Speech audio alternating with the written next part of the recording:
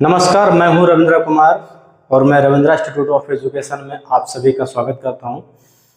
आज की क्लास में हम लोग ग्लोब पर दर्शाई गई अक्षांश रेखाएं और देशांतर रेखाओं के बारे में अध्ययन करेंगे। चलिए शुरू करते हैं। सबसे पहले हम आपको अक्षांश रेखाओं के बारे में बताएंगे। इसको समझने के लिए हम एक ग्लोब बना ले रहे हैं। इस ग्लोब पर 0 डिग्री पर एक रेखा खींची गई है जो कि काल्पनिक रेखा होती है। इसे क्या कहते हैं? इसे विषुवत रेखा कहते हैं। क्या कहते हैं? विषुवत रेखा कहते हैं। विषुवत रेखा ग्लोब को 2 बराबर भागों में विभाजित करती है और विषुवत रेखा के 1-1 डिग्री के अंतराल पर खींची गई रेखाएं अक्षांश रेखाएं होती हैं। समझ में आ गया? ये समानांतर रेखाएं होती हैं विषुवत रेखा की और सभी 1-1 डिग्री के अंतराल पर होती हैं। समझ आ गया?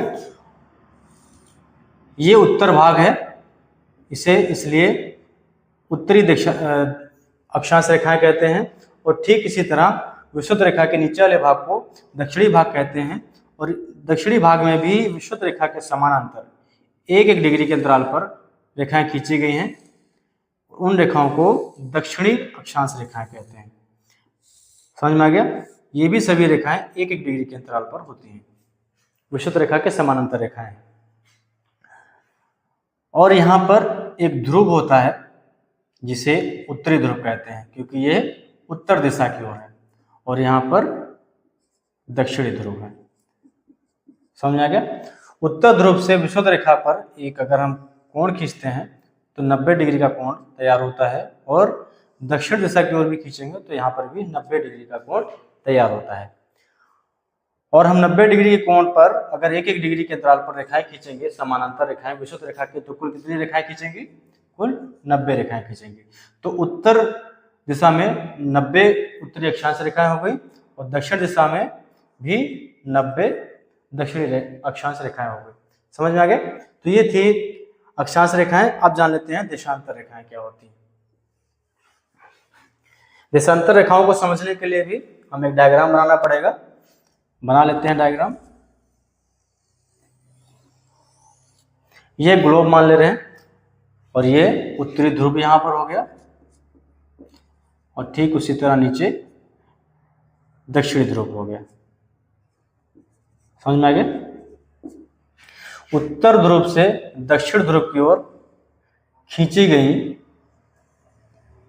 1-1 डिग्री के अंतराल पर रेखाएं जो कि एक दूसरे के समानांतर नहीं होती हैं, उन्हें क्या कहते हैं? उन्हें देशांतर रेखाएं कहते हैं क्योंकि ये ध्रुव से ध्रुव की ओर खींची गई रेखाएं हैं। समझ में आ गया? इस तरह से रेखाएं खींची गई हैं। ये सभी रेखाएं 1-1 डिग्री के अंतराल पर हैं लेकिन ये समानांतर नहीं है, उत्तरी ध्रुव से दक्षिण ध्रुव की ओर मिलाती हैं। इन रेखाओं को क्या कहते हैं? देशांतर रेखाएं कहते हैं। समझ में आ गया? इन रेखाओं की संख्या कितनी होती है? 360 होती है। 360 किस प्रकार होती है? क्योंकि एक गोला 360 डिग्री का कोण बनाता है। कितना कोण बनाता है? 360 डिग्री का। और 360 डिग्री को अगर 1-1 डिग्री के अंतराल पर हम रेखाएं खींचेंगे, वो भी ध्रुव से ध्रुव पर मिलाने पर, तो 360 रेखाएं खींची जाएंगी। इसलिए देशांतर रेखाओं की संख्या कितनी होती है? 360 होती है। तो मुझे आशा है कि आप सभी लोगों को अक्षांश रेखाएं और देशांतर रेखाएं अच्छी तरह से समझ में आ गए होंगे।